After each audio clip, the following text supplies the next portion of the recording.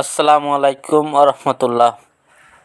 তো আজকে আমরা এসেছি আমাদের ছাগলের জন্য কিছু ঘাস কাটতে।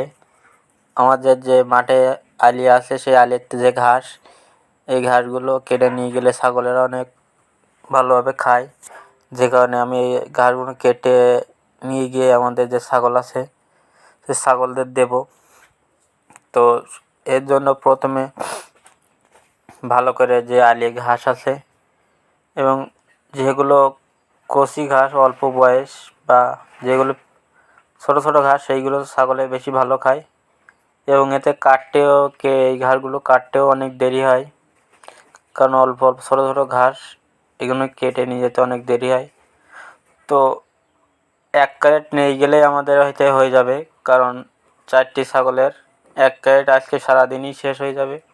তো চেষ্টা করছি যে এক ক্যারেট ঘাস কাটার।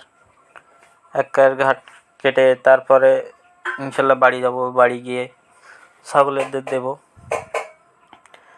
তো এই ঘাসগুলো যে আমাদের বাড়ির পাশেই এই ঘাসগুলো আলিতে কাটতেছি, আমাদের বাড়ির পেছনে হয়তো দেখা যাচ্ছে অল্প পরিমাণে, ওই সাইডে ওই যে আমাদের বাড়ি।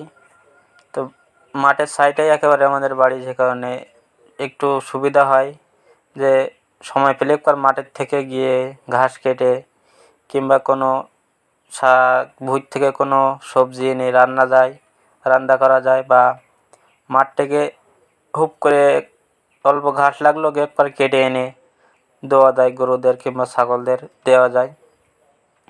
তো এই একটা প্লাস পয়েন্ট আমাদের জন্য যে মাঠের সাইডে বাড়ি করেছি। তো আমাদের পুরনো বাড়ি ছিল অনেক ভিতরে।